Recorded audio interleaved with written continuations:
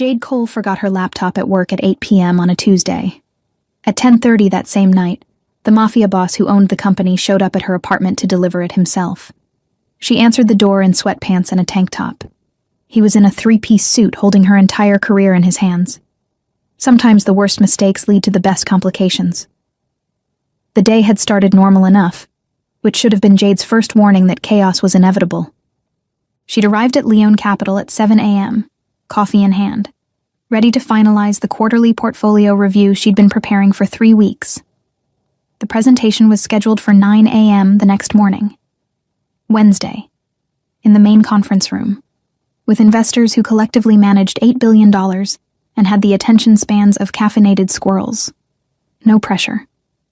She was 26 years old, and this was her shot. 18 months at Leone Capital, 18 months of proving she belonged in private equity, 18 months of being the youngest analyst in the office and having to work twice as hard to be taken half as seriously. This presentation was her chance to change that, to show them she wasn't just competent. She was essential. She'd worked through lunch, skipped her afternoon coffee break, stayed at her desk while the office slowly emptied around her. By 7 p.m., the analyst bullpen was empty except for her. By 7:30, most of the floor was dark.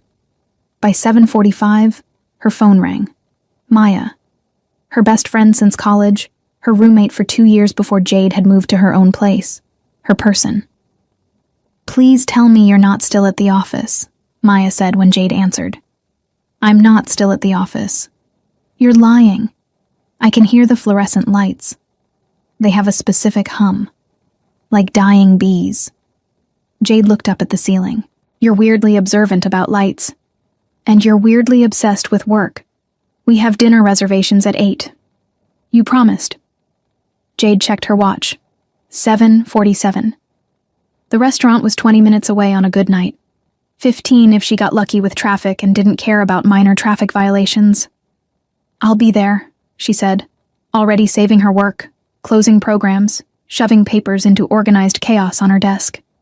The presentation was done anyway, loaded onto her laptop, ready to go. She could review it one more time in the morning before the meeting. She had this. "You better be," Maya said. "I already ordered wine." Jade grabbed her bag, her phone, her keys, stood up from her desk, looked around to make sure she wasn't forgetting anything important. Laptop charger, check. Wallet, check.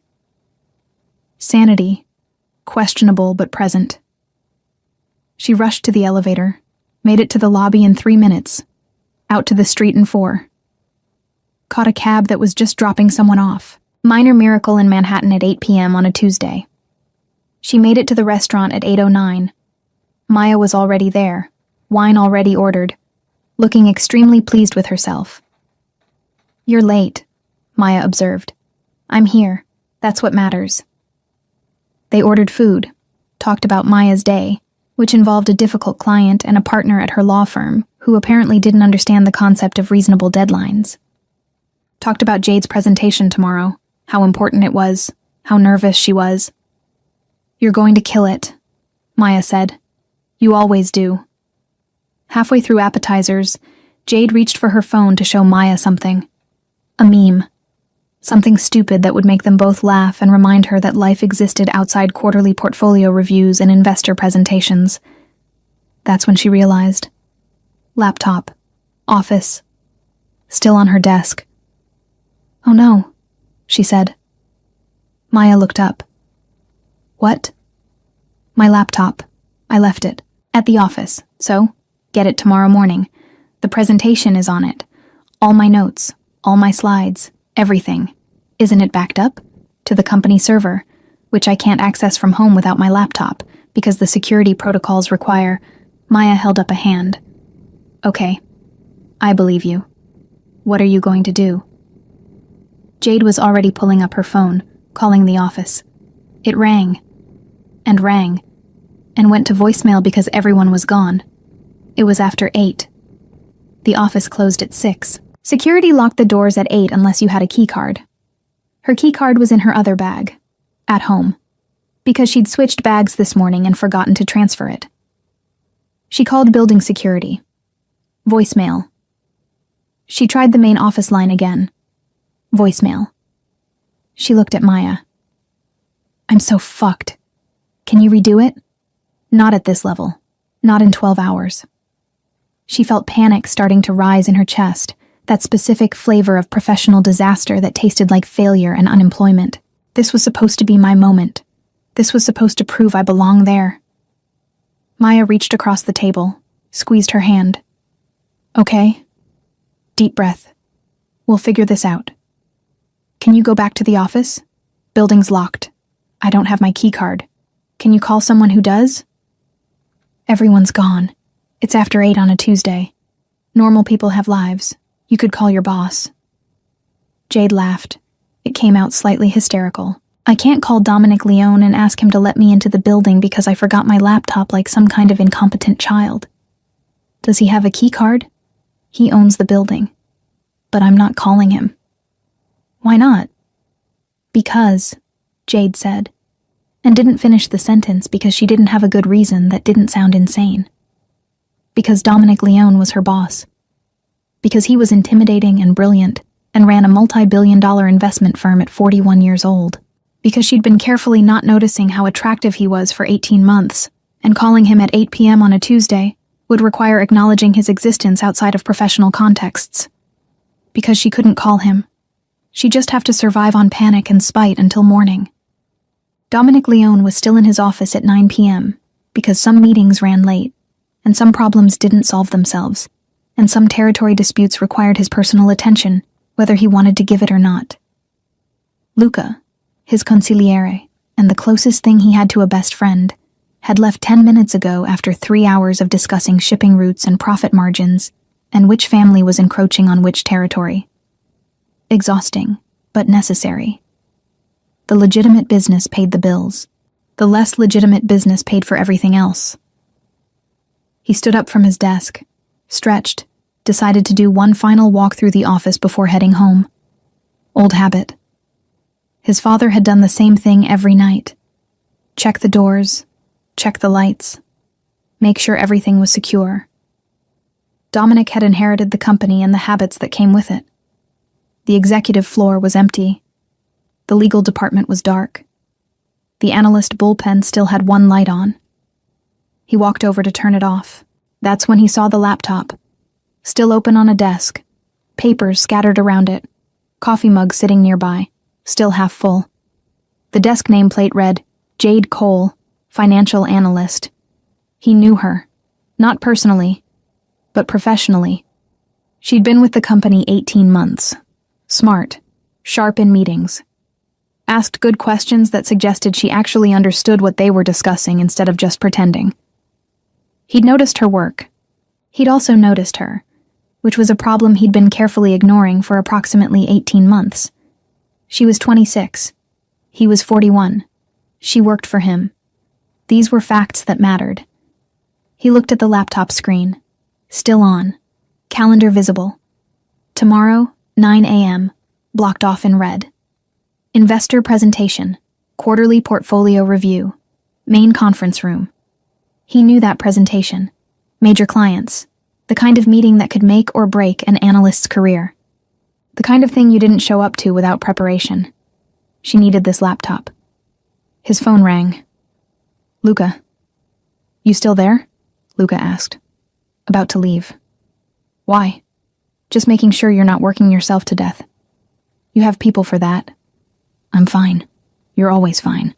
That's the problem. Dominic walked back toward his office, laptop in hand. I'll call you tomorrow. Wait. Why do you sound weird? I don't sound weird. You do. What happened? Nothing happened. I'm leaving. Are you holding something? How would you know if I'm holding something? Because I know you. What is it? Laptop. Whose laptop? One of the analysts. Which analyst?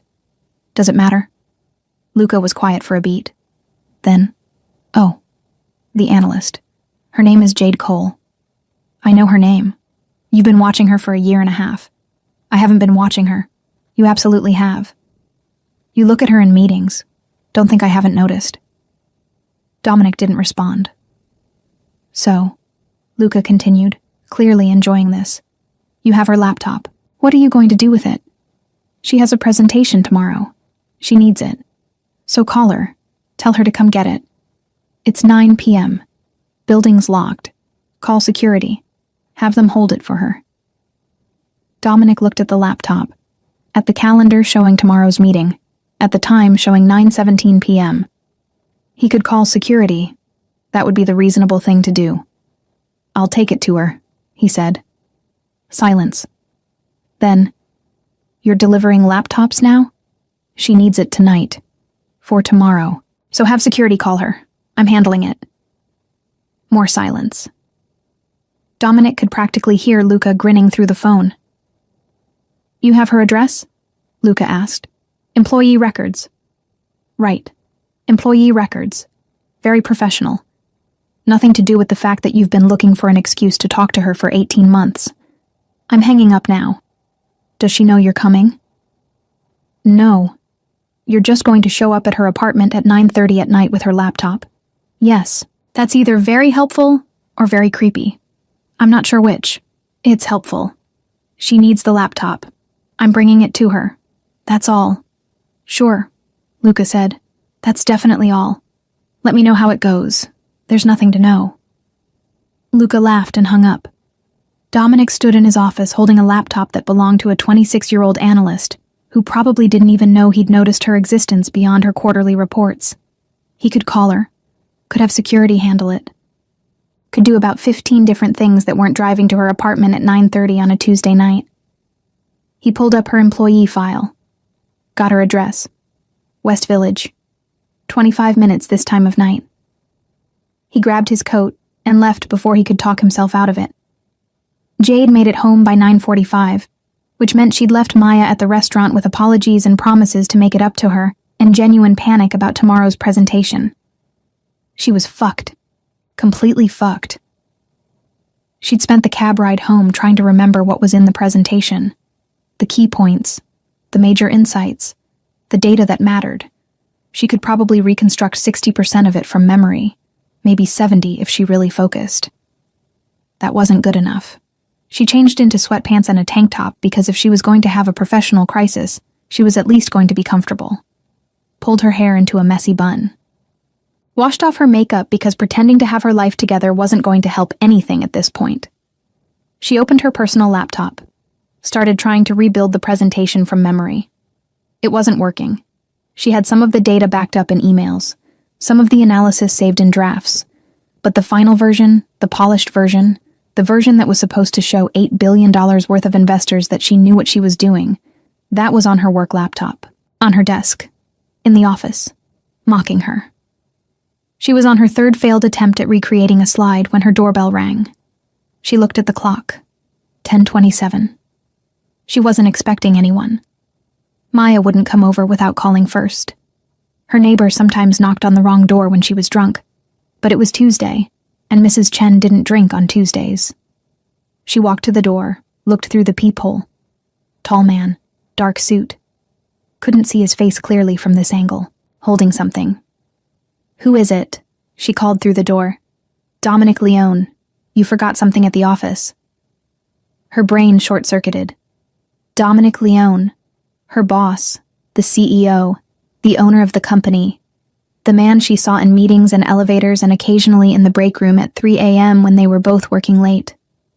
The man who was brilliant and intimidating and ran a multi-billion-dollar firm and definitely did not deliver forgotten laptops to analysts' apartments at 10:30 at night. She opened the door. He was exactly as tall as she remembered, exactly as well-dressed. Tom Ford suit, perfectly tailored, probably cost more than her rent. Dark hair with just enough gray at the temples to be distinguished instead of old. Sharp jawline. Dark eyes that were currently looking at her with something she couldn't quite identify. He was holding her laptop. You forgot this, he said. His voice was exactly as she remembered too. Deep, controlled, the kind of voice that made people listen when he talked. I know you have the investor presentation tomorrow. Thought you might need it. She stared at him. Then at the laptop, then back at him. How did you... thank you, how did you know where I live? Employee records. He said it simply, matter of fact. I apologize for showing up unannounced, but I know how important tomorrow is. You brought it yourself? You needed it tonight. This seemed faster than calling security. She was still processing. He was at her door, at her apartment, at 10:30 at night, in a suit that probably cost more than her car, holding her laptop like it was the most normal thing in the world. She looked down at herself. Sweatpants, tank top, hair in a messy bun, no makeup. She looked like she'd given up on life. He looked like he'd just walked out of a board meeting. Thank you, she said finally. Seriously, I was panicking. You saved my career. Your career is safe. Your analysis is excellent. You'll do well tomorrow. She blinked. He knew her work, specifically. Not just that she existed. Not just that she was an analyst. He knew her analysis was good. Do you want to come in? She heard herself say. Coffee? It's the least I can do. He should say no. She could see him thinking about it. Could see the moment he decided something. Coffee would be nice, he said. She stepped back, let him in. Her apartment was small but nice. West Village rent was brutal, but she'd made it work. Books everywhere. Organized chaos. She'd cleaned last weekend, so at least it wasn't a disaster. He looked around, taking it in. She tried to see it through his eyes. Probably nothing like wherever he lived. Probably tiny and cluttered and unimpressive. She went to the kitchen, started making coffee. Her hands were shaking slightly. This was surreal. Her boss was in her apartment, at 10:30 at night. Because he'd personally delivered her forgotten laptop. You didn't have to do this, she said, focusing on the coffee maker because looking at him was too intense. I could have figured something out. You would have stayed up all night trying to recreate the presentation. She glanced at him. He was leaning against her counter, suit jacket still on, looking completely at ease in her tiny kitchen. How did you know I was doing that? Because that's what I would do. The coffee finished. She poured 2 mugs, handed him one. They moved to her small living room, sat on opposite ends of her couch, because sitting next to him seemed dangerous for reasons she didn't want to examine. How long have you been working on the presentation? He asked. 3 weeks. It's the biggest thing I've done at the firm. You're nervous, terrified. She admitted it because there was something about him being here, in her space, at this hour, that made professional pretense feel pointless. These investors could make or break my career. They're going to be impressed. You don't know that. I do. I've seen your work. You're thorough. You're smart. You don't take shortcuts. He took a sip of coffee. This is good, by the way. Thanks. It's just coffee. Most people can't even get that right. They talked for 20 minutes, then 40, then an hour. She asked about his background, how he'd started the firm. My father had his own business, Dominic said. Different kind of business. But he taught me about leverage, about reading people, about when to push and when to wait. When he died, I had some capital. Not a lot. Enough to start small. He was looking at his coffee, not at her. I borrowed the rest from people who believed in me. Built it one client at a time. One good quarter, one successful deal. Took 10 years to get here. Do you wish he'd seen it? Every day. She understood that. Loss. Wanting to prove something to someone who wasn't there to see it. She told him about Columbia. About working 2 jobs to afford business school. About the professor who'd told her she should consider a different career path because private equity wasn't for people like her. About proving him wrong. People like you? Dominic asked. Young. Female. From Connecticut instead of Connecticut-adjacent wealth. She smiled without humor. He thought I'd be better suited for HR or maybe marketing. He was an idiot. He was a tenured professor who'd spent 30 years in the industry. Still an idiot. They talked about books. She was reading 3 at once. Couldn't help herself. Always had been that way. He admitted he only read nonfiction, biographies mostly, people who'd built things or survived things or changed things. "You should read fiction," she said. "It's good for empathy. I have plenty of empathy. Do you?" He looked at her. For the right people, yes. The way he said it made something in her chest tighten. They talked about travel.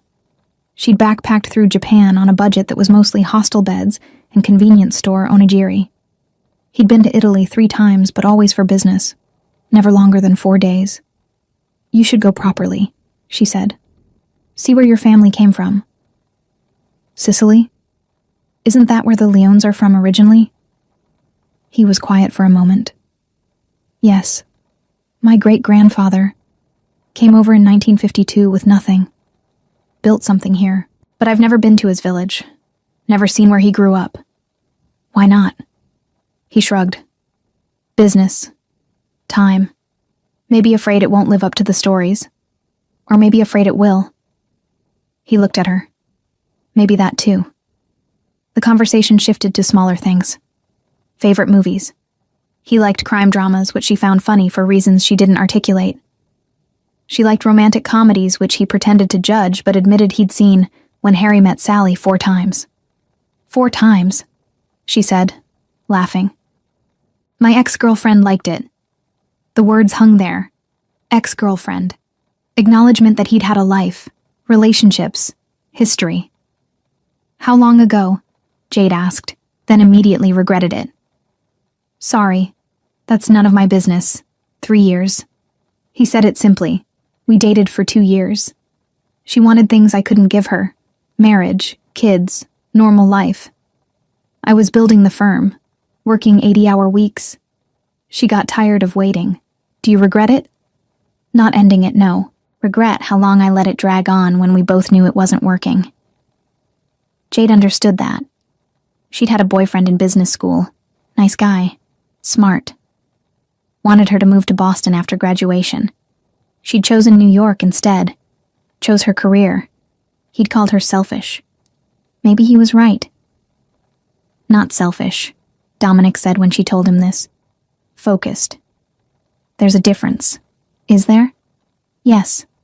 Selfish is taking without considering others. Focused is knowing what you want and not apologizing for pursuing it." He set down his coffee mug. "You chose the life you wanted. That's not selfish. That's honest." She felt seen in a way that was uncomfortable and wonderful at the same time. The clock on her wall said 11:15. They'd been talking for 45 minutes. It felt like 10. "What do you do when you're not working?" she asked. He smiled slightly. "When does that happen?" "Come on. You must have hobbies." "I play piano. Not well, but I play." She couldn't hide her surprise. "Really?" my mother insisted. 10 years of lessons. I hated it as a kid. But now," he paused, "now it's the only time my brain actually stops. That's not nothing." "No, it's not." He looked at her. "What about you?" "I run. Early mornings before work. It's terrible and I hate every second of it, but I keep doing it anyway." "Why?" "Because it's the only time I'm not thinking about portfolios or presentations or whether I'm good enough to be doing this job." "You're more than good enough." "How do you know?" "Because I've watched you for 18 months. I've seen every report you've written, every analysis you've presented, every question you've asked in meetings. You're not just good enough. You're exceptional." She couldn't breathe properly. He was looking at her like she mattered. Like she wasn't just an analyst. Like she was something more. At 11:30, he stood. "I should go. You need to prepare." She walked him to the door. Every step felt significant. Like they were walking toward something or away from it, and she couldn't tell which. At the door, he paused, turned to look at her. His hand came up, hovered near her face, then dropped back to his side like he'd caught himself doing something he shouldn't. "Jade, yes?" His voice was quieter now. "Can I ask you something?" "Anything. If you didn't work for me." He chose the words carefully. If circumstances were different. If I wasn't your boss, and you weren't so young and none of the complicated things existed, would you have dinner with me? Her breath caught. The question was hypothetical. Impossible. Safe because it would never happen. Except his eyes said it wasn't hypothetical at all. It was the most real thing either of them had said all night. Yes, she said quietly. I would. He nodded slowly. Something shifted in his expression. Relief. Regret. Want. All of it at once. At the door, he paused, turned to look at her. Jade. Yes? He seemed to be choosing his words carefully. Can I ask you something? Anything. If you didn't work for me. He paused. If circumstances were different, would you have dinner with me? Her breath caught. The question hung between them, impossible to ignore. Yes, she said quietly. He nodded slowly. Something shifted in his expression. Something that looked like relief mixed with regret. Good to know, he said. Why are you asking? Because I've been thinking about it for a while. And I needed to know if I was completely delusional. She smiled despite everything. You're not delusional. But I'm still your boss. Yes. And you're 26. I'm aware. I'm 41. I know. These things matter. Do they? He looked at her for a long moment. Yes. They do. Then why did you ask? Because sometimes you need to know if something's impossible, or just complicated. He reached up, tucked a piece of hair behind her ear that had fallen from her bun. His hand lingered for a second. We're complicated. She couldn't breathe properly. And I should go. He left. She stood in her doorway, watching him walk down the hall to the elevator. He didn't look back. She closed her door, leaned against it, tried to remember how to think about something other than the fact that Dominic Leone had just asked if she'd have dinner with him in an alternate universe where he wasn't her boss, and she wasn't 15 years younger, and circumstances weren't impossibly complicated. She looked at her laptop, still sitting on her counter where he'd placed it. She'd gotten her laptop back. That was the important thing. Tomorrow she'd give the presentation of her life and prove she belonged at Leone Capital. The rest of it. The question. The way he'd looked at her. The hair tuck. That was just complicated. She could do complicated. Maybe. The next morning, Jade arrived at the office at 7 a.m., gave herself 2 hours to review the presentation one final time, made minor adjustments, practiced her talking points, tried not to think about the fact that Dominic Leone had been in her apartment 12 hours ago, asking hypothetical questions about dinner. At 8:45, she headed to the conference room. The investors were already there. 3 men, 2 women, all of them in their 50s or 60s, all of them with expressions that suggested they'd seen 1,000 presentations and been impressed by approximately none of them. She set up her laptop, pulled up the presentation, took a breath. At 8:55, Dominic walked in. He nodded to the investors, took a seat at the back of the room, made eye contact with Jade for exactly 2 seconds, gave her the smallest nod. She understood. You've got this. At 9 a.m., she started talking. She killed it. Every slide was perfect. Every data point was accurate. Every insight was sharp and well-reasoned. She anticipated their questions before they asked them. She explained complex concepts in simple language. She showed them exactly why Leone Capital's portfolio had outperformed the market by 18% this quarter, and what that meant for their investments. By 9:45, they were impressed. She could see it. The way they leaned forward. The way they asked follow-up questions that suggested actual interest instead of polite obligation. At 10 a.m., she wrapped up, thanked them for their time, asked if they had any additional questions. They didn't. They thanked her. Told her it was an excellent presentation. Told Dominic he had a strong team. After they left, her colleagues congratulated her. Told her she'd done great. Asked where she wanted to go for celebratory drinks later. She looked to the back of the room. Dominic was still there, still watching her. He stood, walked over. The room gradually emptied as people drifted back to their desks. When they were alone, he said, "Good work. Thank you. I told you they'd be impressed." "You did." Pause. He looked like he wanted to say something else. Decided against it. She watched him leave. Felt the absence like a physical thing. The next week was torture. They saw each other in meetings, in the elevator, in the hallway. Every interaction was professional, polite, completely normal except for the part where it felt like standing next to a live wire. He didn't ask her to dinner. Didn't mention that night. Acted like nothing had happened, because technically nothing had happened. Just a hypothetical question. Just circumstances being complicated. Jade threw herself into work, took on extra projects, stayed late. Anything to avoid thinking about the fact that her boss had asked if she'd date him in an alternate universe, and she'd said yes, and now they both had to pretend that conversation never occurred. Maya noticed. Obviously. "You're working too much," Maya said over lunch on Friday. "I'm fine. You're not fine. You're doing that thing where you avoid feelings by drowning in spreadsheets. I like spreadsheets. No one likes spreadsheets." "What happened?" Jade told her. About the laptop. About Dominic showing up. About the question. Maya stared at her. "Your boss asked if you'd date him if he wasn't your boss. Basically. And you said yes. Obviously. And now you're both just... what? Pretending it didn't happen? What else are we supposed to do?" Maya shook her head. "This is the most tragic thing I've ever heard. Week 2 was worse. One of the senior partners retired. The firm was restructuring. People were being moved to different departments. Jade heard rumors that she might be promoted, might be transferred, might be kept exactly where she was. She didn't know what she wanted. Week 3, she got a call from a headhunter. Competing firm. Better title. More money. Opportunity to work directly with some of the biggest names in private equity.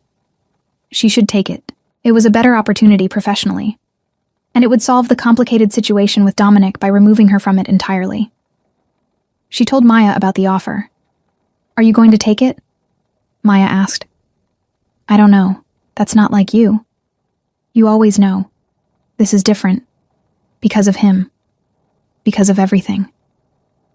"Jade," Maya said carefully, "you don't leave a job you love because your boss is attractive and asked you a hypothetical question. What if it's not hypothetical? Then he needs to figure out how to make it not hypothetical. And until then, you need to decide what you want based on your career, not on a man." Maya was right. Obviously, Maya was right. Jade told the headhunter she'd think about it. Dominic heard about the offer the next day. HR mentioned it in passing. Jade Cole got an outside offer. Competing firm. She's considering it. He felt it like a punch. Luca was in his office when he got the news. Noticed immediately. "What's wrong?" Luca asked. "Nothing. You look like someone just told you the IRS is auditing us." "Jade got a job offer. She's thinking about leaving." Luca absorbed this. Then, "So stop her." "I can't stop her. It's her career. You can give her a reason to stay." "Like what?" "Like telling her you want to take her to dinner. Like solving the problem you've been circling for 3 weeks. She works for me. So transfer her. Promote her. Make her not your employee. You own the company, Dominic. You can restructure. It's not that simple. It's exactly that simple. You want her. She clearly wants you. The only obstacle is logistics. Fix the logistics." Dominic was quiet. "You're going to let her leave," Luca said, "because you're too much of a coward to ask for what you want." "I'm not a coward." "Then prove it." Dominic called Jade into his office late Friday afternoon. The message came through at 5:45. "Can you come see me?" Simple, direct, the kind of message that could mean anything or nothing. She saved her work, stood up, walked to the executive floor, knocked on his doorframe. "Come in." She entered. He was standing by the window, looking out at Manhattan spread below them like a game board. He didn't turn immediately, just stood there, hands in his pockets, shoulders tense. "Close the door," he said. She did. The click felt loud, final, like something was ending or beginning and she couldn't tell which. He turned then, looked at her. His expression was controlled, professional, but she'd been watching him in meetings for 18 months. She could see the tension in his jaw, the way his hands were too still. "I heard about the offer," he said. She'd been expecting this. HR probably told him. Or maybe someone from the competing firm had reached out as a courtesy, the way these things worked at the senior levels. "I'm considering it," she said. "Why?" The question was simple. The answer was anything but. "It's a good opportunity," she said carefully. "Better title, more responsibility, room to grow. You have room to grow here." "I know. So why are you considering leaving?" He was watching her like he already knew the answer, like he was waiting for her to say it out loud, to make it real. She looked away, couldn't hold his gaze and lie at the same time. Working here got complicated. She heard him move, looked back to find him closer. Not touching close, but close enough that she had to tilt her head slightly to keep eye contact. Close enough that she could smell his cologne, that expensive, subtle scent she'd been trying to ignore for 3 weeks. "Complicated how?" he asked quietly. "You know how. Say it anyway." She met his eyes. "Since that night, at my apartment. When you asked me that question, working here became difficult because of me. Because of both of us," she corrected. "Because I come into the office and see you in meetings and remember the way you looked at me. Because I hear your voice in the elevator and remember you asking if I'd have dinner with you in some alternate universe. Because I can't do my job properly when half my brain is wondering what if. What if what? What if circumstances were different? What if you weren't my boss? What if the 15 years between us didn't matter? What if all the reasons we can't do this weren't reasons at all?" He was quiet for a long moment. She watched emotions cross his face, things he was trying not to feel, trying not to show. Then he said, "They don't have to be." "What?" "The reasons." He moved slightly closer. Not quite crowding her space, but close. "The logistics. They're fixable." "How?" "If I transfer you. Different department. New supervisor. You don't report to me anymore. Not directly. Not in any way that makes this inappropriate." She processed this. This. What we're not talking about. What we've been not talking about for 3 weeks. "And if I transfer?" she asked, needing him to say it. "What happens then?" "Then I take you to dinner. And we stop pretending." Her heart was pounding so hard she was sure he could hear it. "You've thought about this?" "The transfer?" "Yes." "For how long?" "Since the night I left your apartment. Since you said yes to a hypothetical question, and I realized I didn't want it to stay hypothetical." She couldn't breathe properly. "Why didn't you do this earlier?" He looked at her. Really looked at her. Vulnerable in a way she'd never seen him. "Because I was afraid you'd say no. Afraid you'd think I was abusing my position. Afraid I was wrong about what I saw in your eyes that night." "You weren't wrong." "No?" She stepped closer, closed the distance he'd left between them. "I've been coming to work for 3 weeks trying to figure out how to quit without it looking like I was running away from you. This offer. It's not about career growth. It's about the fact that I can't be in the same building as you, and not want things I'm not supposed to want." "What things?"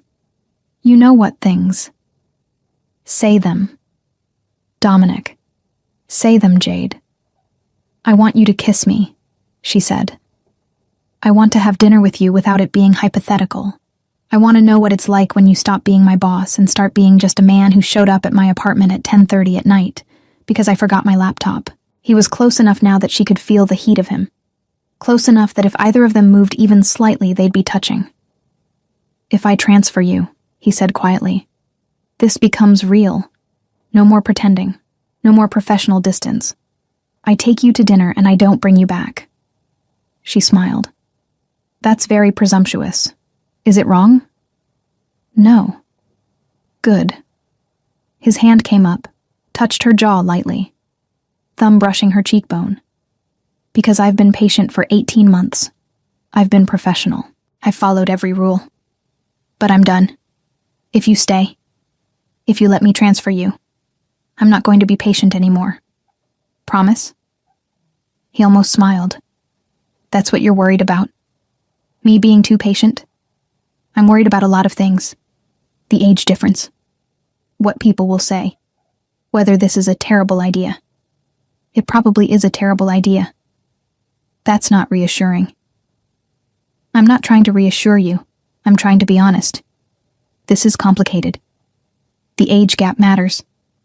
People will talk, but I want you anyway. Have wanted you since you made Marcus look unprepared in that meeting 18 months ago. Maybe before that. Maybe the first time I saw you in the elevator looking at your phone and didn't see me at all. I saw you. You didn't. I did, she said. I just pretended not to. Because you were my boss and you were intimidating and looking at you felt dangerous. Was I right? Is it dangerous? Yes. He leaned in, close enough that his breath touched her lips. Good. I'd be disappointed if it wasn't. He didn't kiss her, just stayed there, close, waiting, letting her make the choice. Transfer me, she said. Are you sure? I've never been more sure of anything. He stepped back, created space between them again. Professional distance. The kind of distance that said they were still in his office, still technically boss and employee, still bound by rules that mattered. I'll have HR process it Monday, he said. You'll move to strategic development. Report to Sarah. She's good. You'll like working with her. And after? After. He looked at her. Saturday. Dinner. I'll pick you up at 8. That's not a question. No, it's not. He almost smiled. Is that a problem? She smiled back. No, it's perfect. He kissed her. Right there in his office with the door closed, and the entire floor still half full of people working late on a Friday. Kissed her like he'd been thinking about it for 18 months. Like he'd been holding back and didn't have to anymore. When they broke apart, she said, "This is very unprofessional. I'm aware." He kissed her again. HR is going to have opinions. So many opinions. Worth it? Completely. The transfer took a week to process. Jade moved to the strategic development team. Different floor, different supervisor. Still at Leone Capital, but no longer Dominic's direct report, which meant dinner was no longer hypothetical. He picked her up the following Friday at 8 p.m., took her to a restaurant in Tribeca that was intimate and expensive, and exactly the kind of place you took someone when you were trying to impress them. She wore a dress. He wore a suit. They sat across from each other and talked about everything they hadn't been able to talk about for 18 months. She asked about his family. He told her. Carefully edited version. Italian family. 3 generations in New York. Legitimate businesses and less legitimate connections. He didn't lie. He just didn't tell her everything. Not yet. She told him about growing up in Connecticut, about her parents who were proud of her MBA but didn't really understand private equity, about her sister who thought she worked too much.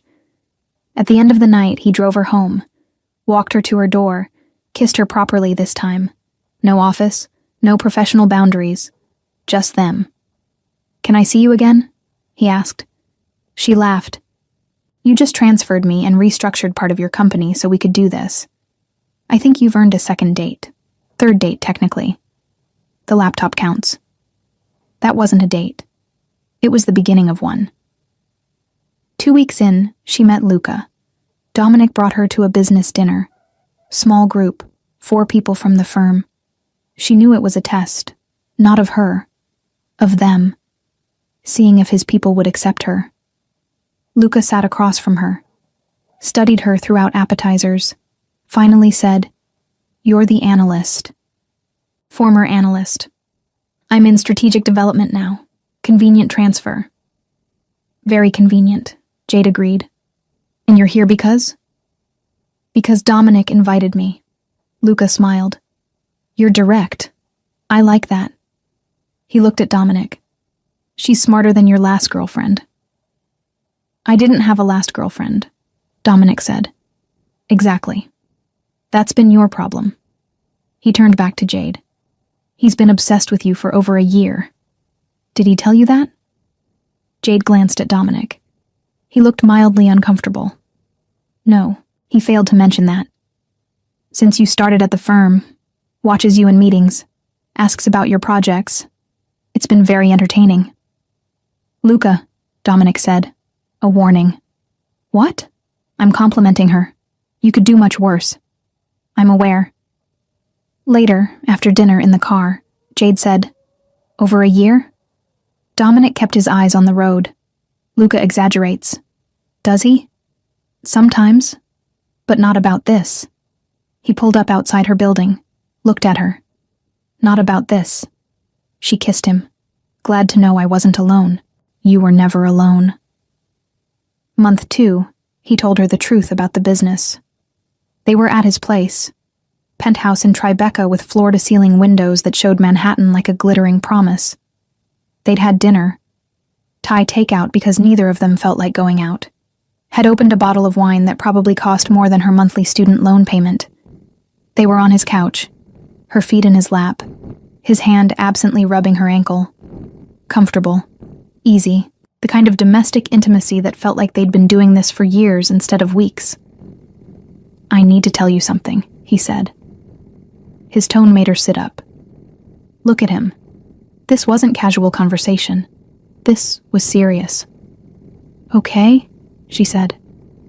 He was quiet for a moment, choosing words, or maybe choosing whether to say them at all. Leone Capital is legitimate, he started. Every investment, every contract, every dollar that goes through the firm is clean, audited, legal, above board. She waited, sensed there was more. A but coming. But that's not where I come from. He looked at her. Really looked at her. Like he was trying to see if she could handle what he was about to say. My family. 3 generations back. My great-grandfather came from Sicily in 1952. He brought certain connections, certain ways of doing business. My grandfather continued them. My father inherited them, and now I have them. She felt her heart start to beat faster. Connections. Organized crime, he said. The words were blunt, unvarnished. The kind of thing people don't talk about, but everyone knows exists. My family has been connected to it for 70 years. She processed this. Thought about all the meetings she'd been in, all the perfectly legitimate business dealings she'd seen, all the quarterly reports that showed nothing but proper investment strategies. You're Mafia, she said quietly. That's a dramatic word. But, yes, essentially. Does the firm know? Some of them. Luca, obviously. A few of the senior partners who have been with me from the beginning. They know where the initial capital came from. They know what my family name means in certain circles. He paused. Most of the employees have no idea. The analysts, the associates, the support staff. To them, it's just a successful investment firm. And it is. The business is completely legitimate. I keep it separate. But you're still... She struggled for the right words. You're still involved. In the other part. Yes. I have responsibilities, obligations, my family, our territories, the people who depend on us. I can't just walk away from that. He was watching her carefully, waiting for her reaction, for her to stand up and leave. She didn't stand up. What does that mean? She asked. The obligations. What do you actually do? He was quiet for a long moment. Then, we move things. Goods that go through channels that aren't officially documented. We provide protection for businesses in our territory. We settle disputes that can't go through legal channels. We maintain order. By force? When necessary. Not often. Usually the threat is enough. But yes, sometimes by force. Have you? She stopped. Started again. Have you ever hurt anyone? Yes. The answer was simple. Honest. Not apologetic. Have you killed anyone? No. That's not what I do. I'm the business side, strategy, negotiations, money. But I know people who have. I've ordered things that resulted in people getting hurt. I'm not innocent, Jade. I need you to understand that. She absorbed this. Tried to reconcile the man who'd brought her laptop at 10:30 at night with the man who just admitted to ordering violence. Why are you telling me this? She asked. Because you deserve to know who I am. What I am. Before this goes any further. Before you. He stopped. Looked away. Before I fall more in love with you than I already have. Her breath caught. What? He looked back at her. I'm in love with you. Have been since probably that first coffee in your apartment. Maybe before. And you need to know the truth before you decide if you can love me back. She couldn't breathe properly. He just told her he was connected to organized crime and that he loved her in the same conversation, and her brain didn't know which thing to process first. I need to think, she said. I know. Not about. She clarified. Not about whether I love you. I know that answer. But about the rest of it. About what it means, whether I can live with it. That's fair. He drove her home that night, walked her to her door, didn't try to kiss her, just looked at her like he was memorizing her face in case this was the last time. Take all the time you need, he said. If you decide you can't do this, I understand. She went inside, sat on her couch, stared at nothing, called Maya at 11 p.m. He told me, Jade said when Maya answered. Told you what? About his family, about what they do, the organized crime thing. Oh, Maya was quiet for a beat. And I don't know what to do. Do you love him? Yes. Does he treat you well? Better than anyone ever has? Does he make you happy? Yes. Then the question is whether you can live with what he is, not whether you should. Whether you can. Jade was quiet. Maya continued.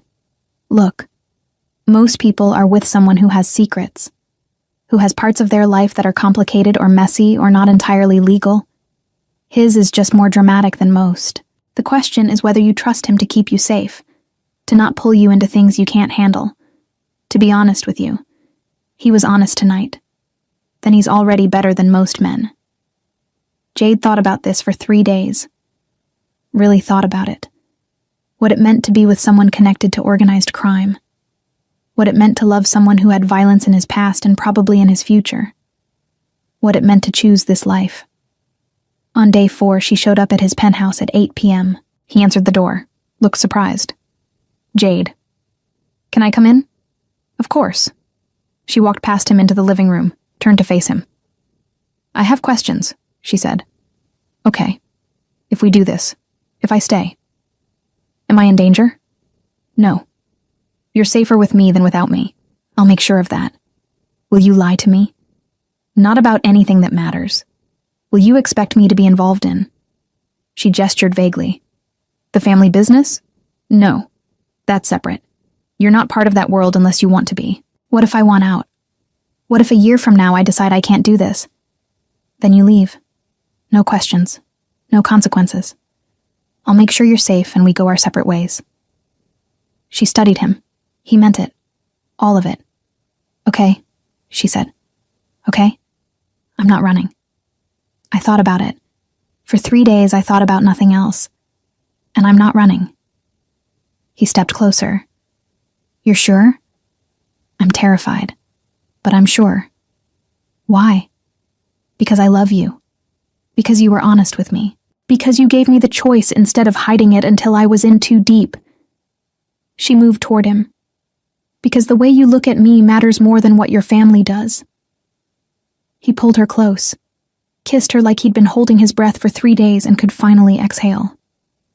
I love you, he said against her mouth. I know. You told me. I'm going to keep telling you. Good. Don't stop. Then we'll figure it out. He pulled her closer, kissed her forehead. You're either very brave or very foolish. Probably both. Month 3. They fell into a rhythm that felt like it had always existed. Sunday dinners at his mother's house in Brooklyn became ritual. The first time he brought her, Maria Rossi had opened the door, taken one look at Jade, and pulled her into a hug that squeezed the air from her lungs. Finally, Maria had said, a smart girl, not like that last one who only cared about shoes. Ma, I dated her 6 years ago. Still. Terrible taste in women until now. She'd held Jade at arm's length. You're too skinny. We fix this. Come.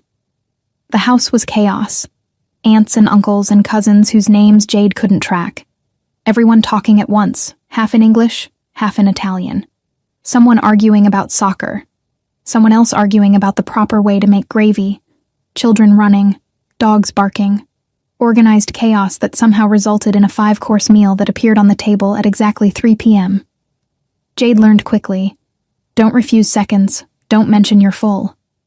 Don't try to help clear plates unless you want to be shooed out of the kitchen. Just eat and laugh, and let the family absorb you into their loud, loving, slightly overwhelming world. After the third Sunday dinner, Maria pulled Jade aside while Dominic was outside with his cousins. You make him happy, Maria said. Not a question. A statement. He makes me happy too. Good. Because I like you, and I don't like many people. She paused. You know what he is? What the family is? Jade met her eyes. I know. And you stay anyway. I stay anyway. Maria nodded, approving. Smart and brave. Good combination. She patted Jade's cheek. You keep him. He needs someone who isn't afraid. Weeknights they alternated between his place and hers. Hers was smaller, cozier, the kind of space where they could order takeout and watch television and forget that he ran a company and she was building a career. His place was impressive, the kind of penthouse that appeared in magazines. But sometimes impressive felt like pressure. On Wednesdays, she cooked. Badly. He pretended not to notice that the pasta was overdone or the chicken was dry. On Fridays, he cooked. Actually, cooked. Made things from scratch that tasted like his grandmother's recipes because they were his grandmother's recipes. You never told me you could cook, she said the first time he made braciole. You never asked. This is unfair. You're good at everything. Not everything. He kissed her forehead. I'm terrible at delegating. Ask Luca. Weekend mornings were for sleeping late and making coffee and reading the Times in comfortable silence. She'd steal the business section. He'd pretend to be annoyed but read the art section instead. They'd have lazy debates about nothing important. Whether almond milk counted as real milk. Whether Die Hard was a Christmas movie. Whether pineapple belonged on pizza. It absolutely does not, he said with the kind of conviction usually reserved for business negotiations. It's delicious. You're a snob. I'm Italian. We have standards. Your mother puts peas in her carbonara. That's different. How is that different? It just is. She met more of his people throughout month 3 and into month 4. Not just Luca. The others. The ones who knew what the family business actually meant. They were careful at first. Watched her. Assessed whether she was a liability or an asset. Whether she could be trusted or needed to be managed. She didn't ask questions she shouldn't ask. Didn't push into conversations that went quiet when she walked into rooms. Just existed in his world without judgment. Showed up when invited. Was polite and professional, and made it clear she understood boundaries. By the end of month 3, they decided she was acceptable. By month 4, they decided she was family. Vincent, one of the senior guys who handled logistics, pulled her aside at a dinner. You're good for him. Haven't seen him this relaxed in years. Is he usually not relaxed? Dominic. Vincent laughed. Man's wound tighter than a spring. Always thinking 3 moves ahead. Always working an angle. But with you. He paused. With you, he's just a man who's in love. It's nice to see. Month 4. He asked her to move in. They were at the grocery store on a Sunday afternoon doing something absurdly domestic like debating olive oil brands when he said it. Move in with me. She was holding 2 bottles of olive oil, comparing prices. Looked up at him. What? Your lease is up next month. Don't renew it. Move in with me. She set down the olive oil. That's fast. We've known each other for almost 2 years. We've been dancing around this for 18 months. We've been together for 4 months. I'd say we're overdue. People will talk. At the office. People are already talking. We transferred you specifically so we could date. Everyone knows. Your mother will have opinions. My mother adores you. She's been asking when you're moving in since the second Sunday dinner. She had? She does not respect boundaries. Jade smiled. Is this what you want? He took the olive oil bottles from her hands. Set them in the cart. Took her hands instead. I want to wake up with you every morning. I want to come home to you every night. I want our space instead of my space and your space. I want to stop counting down until I see you again because you'll just be there. Yes. This is what I want. Then yes. Yes. Yes. I'll move in. He kissed her right there in the olive oil aisle. Some woman with a shopping cart said, "Excuse me," and he ignored her completely until Jade laughed against his mouth and they had to move. They loaded groceries into his car, drove back to his place. Their place now, she corrected mentally, started unpacking. She was pulling vegetables from a bag when he came up behind her, wrapped his arms around her waist. "I'm glad you forgot your laptop," he said against her hair. "Best mistake I ever made." "Not a mistake." He turned her around to face him. "I would have found another excuse eventually." "What excuse?" "I don't know. Maybe I would have spilled coffee on you. Dramatic meet cute in the office lobby. That's aggressive. I was desperate. 18 months of watching you in meetings and pretending I didn't want to know everything about you. The laptop gave me an excuse I'd been looking for." She kissed him. "I'm glad you were desperate. Me too." The move happened over 2 weekends. Maya helped. Made running commentary the entire time about how this was the fastest relationship progression she'd ever witnessed, and Jade was either living a rom-com or heading for spectacular disaster. "I vote rom-com," Jade said, packing books into boxes. "You would. You're the one living it." Maya taped a box shut. "Does his bathroom have good counter space?" "That matters. His bathroom is bigger than my current living room." "Disgusting. I'm happy for you." Month 5 settled into the reality of living together, learning each other's routines. His alarm went off at 5:30 every morning, hers at 6:30. He made coffee strong enough to strip paint. She liked hers with cream and sugar. He folded his clothes with military precision. She threw hers in drawers and hoped for the best. They had their first fight in month 5. Something stupid about her leaving dishes in the sink overnight. He'd said something about organization. She'd said something about him being controlling. They'd both said things they didn't mean. He'd slept on the couch. She'd lain awake feeling terrible. At 3 a.m. she'd gone to the living room. Found him awake too. "I'm sorry," they'd both said at the same time. They'd laughed, made up, went back to bed together. In the morning he'd said, "We're going to fight sometimes. That's normal, I know. But I'll always love you. Even when I'm annoyed about dishes. I'll try to be better about dishes. I'll try to be less rigid about dishes." They'd made it work. 6 months in, her apartment was empty, her lease terminated, her life fully integrated into his. Their place had her books on his shelves, her coffee mugs in his cabinets, her running shoes by the door. They were having dinner at her old apartment one last time, packing the final boxes, when Maya said, "You know this is insane, right?" "What part?"